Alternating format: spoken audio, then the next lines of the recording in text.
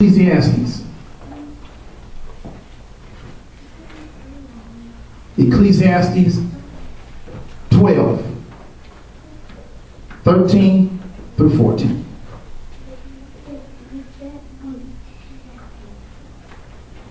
The title of this message is The Conclusion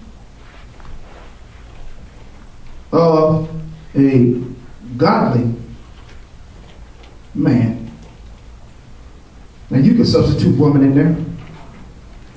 But with it being Father's Day, I'm thinking it's all right for me to say conclusions of a godly man. Amen. It was a man talking here, so but this does not include, this is not exclude the women in the house. This is not exclude the women in the house. Because everybody must draw this conclusion.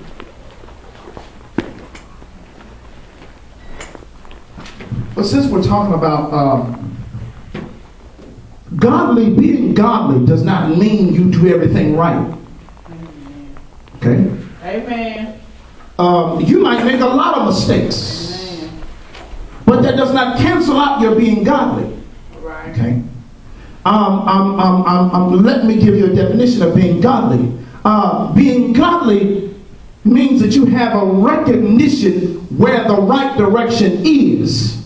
And whether you got to crawl, whether you got to walk, whether you got to run, you're going after that. Okay?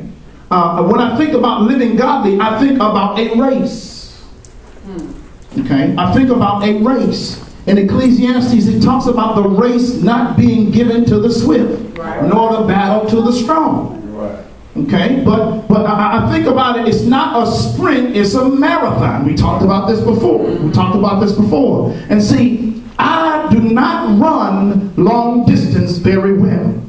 Amen. Okay? Right. I ran in high school, and I ran in grade school. I remember in grade school, we ran track, and I was some kind of sprinter. I was some kind of fast back in the 8th grade, in the 7th grade, and we had a track team. We had set a record in what's called the Catholic Youth Council, the CYC, where we went to school. We had set a record, and then my brother and them, and when they came in behind us, they turned around and broke the record that we had set 5 years prior to that. So I was a sprinter, but in high school, I ran this thing called cross country. That means you're running up over hills, and that means you're running around trees. That means there's a course that you gotta get accustomed to. Brother Thomas said you're running up hills, and sometimes if the weather's not right, they'll make you run anyway in the bad weather. If it's raining outside, that does not stop a cross country meet. The only thing that stops a cross country meet, Brother Harris, is lightning. So if it's raining, I remember one cross country meet, it was so cold that you could see your breath. But we still had to run the meet, okay? We still had to run the meet. There was not a race that God did not bless me to finish. But see, there was a part of the race.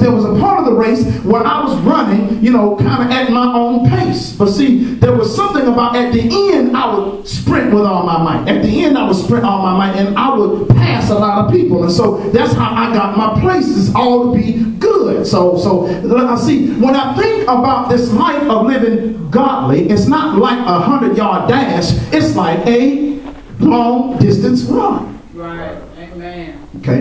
Amen. And as long as you keep running, even though you might fall, you got to get back up again. You might fall and you got to get back up again. Right. You might fall, you got to get back up again. Right. See, the whole get back up again is what makes you godly. So it's the get back up again. Oh my God. All right. You mess up and get back up again. Yeah. I done trip and get back up again. Yeah. I done slip and get back up again. Yep. It's the get back up in you that makes you godly. Come on here. That's good. Let me read the passage. Let us hear the conclusion of the whole matter. Fear God and keep his commandments. For this is the whole duty of man. For God shall bring every work into judgment, and every secret thing, whether it be good or whether it be evil. Okay? About a year ago, next week, the world lost one of the greatest talents that the world has ever seen, in Michael Jackson. He he will have died a year ago come next week. And one thing, I think Michael Jackson is the greatest illustration of a person who spends their life looking for something, and on the surface it seems like they never found it. Okay, I need y'all to hear me. I need y'all to hear me today. He spent all of his life looking for satisfaction and looking for fulfillment. And he looked for it in animals. He had all kind of pets and all that kind of stuff, and didn't find what he was looking for. He looked for it by surrounding himself with children and being nice to children and being kind to children, and which goes on to say, I don't know if I believe all that mess that they said about him. I don't know if I believe all of that, but I think that there were people that were opportunistic, that were trying to make some money off of him, and so they did things, and they might have brushed themselves up against them, trying to make things be what they weren't and all that kind of thing. But I don't know if I believe all that mess that they said. But again, he spent his money. I saw on television where he could spend $1.5 million in one day. In 30 seconds, he could spend $1.5 million, just to have that kind of money on top of money on top of money. He had even built his own ranch and called it Neverland, where he could escape from reality because the reality that he had was too painful. So he found a way to escape from reality by building. He had enough money to build mansions and build palaces and have acres and acres and acres and acres and acres of land, and have an amusement park in his backyard. I don't know too many folk that can have an amusement park, a Ferris wheel, roller coaster, all around in their house, all in their property. But after all of that, he was still a tormented soul because he was going through the motions and doing things that he had the ability and the capacity and the finances to do, and still did not get the fulfillment that he was looking for. Come on down. That's true. So you can have, see, the thing is that many of us don't understand. They don't understand this thing I'm about to tell y'all about. They don't understand it. There was another person that I found out about. There was another person, and this was just so silly. This was so stupid. This was so stupid. Y'all might find this to be. I just find this to be so stupid. I remember back in I think it was in the 70s when this happened, where there was a man who was a pimp. He was a pimp. And I think Ronald Jones, I don't know if it was Ronald Jones, but somebody, I think it was in St. Louis, that the guy, the undertaker, did his funeral.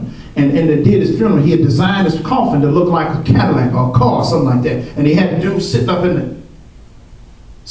dead as a doornail up in the coffin, like this. And it was strange to me. It's strange to me that someone would go that far to spend money on a coffin, and then to go so far as to prop the old boy up dead as a doornail up in the coffin, holding the steering wheel like this. That's crazy to me. That's crazy. Absolutely crazy. It's crazy because what it does is that it speaks to a value system. It speaks to a priority that I'm going to spend more money on somebody that's dead than I will on people that are alive. A lot of money went into that. A lot of money went to designing a special coffin that looked like a car.